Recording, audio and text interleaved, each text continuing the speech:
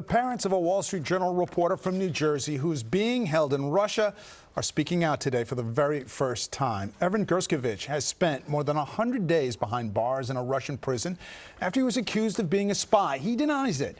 But while the White House says there is no clear pathway to getting Evan home, his parents have faith a way will be found to bring him back. Eyewitness News reporter Sandra Bookman with more. Holding up. That's the best that we can describe. Ella Millman and Mikhail Gershkovich sat down with ABC's George Stephanopoulos in their first broadcast interview since their son, Wall Street Journal reporter Evan Gershkovich's imprisonment. Russian security services detained him in March on charges of espionage, charges both the U.S. and the Wall Street Journal firmly deny. Evan has pleaded not guilty. Yeah, he considered it both a privilege and responsibility that he was accredited and that he was a foreign journalist, not a Russian, and he was one of few people who could report honestly what he saw. Gershkovich's parents fled the former Soviet Union in 1979. They've traveled back to Moscow twice since their son's arrest. During a hearing in June, they were allowed to speak with him.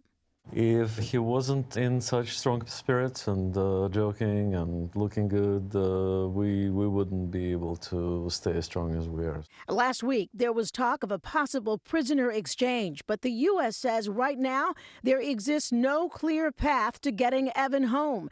Still, his parents say they remain confident that the Biden administration is doing everything it can to make that happen. That's the only thing that we can rely on and be hopeful. President Biden spoke to us and gave us a promise to do whatever it takes. He talked to us as a parent. President Biden did say that it's a personal matter for him because of his son, and we take a lot of comfort in. That's got to make a difference to hear the President of the United States say that. It does. And you believed him? Absolutely. Now, the couple does have a message for Russian authorities. Journalism is not a crime. We want our son back. Evan could face 20 years in prison if convicted. His case there in Russia is marked top secret.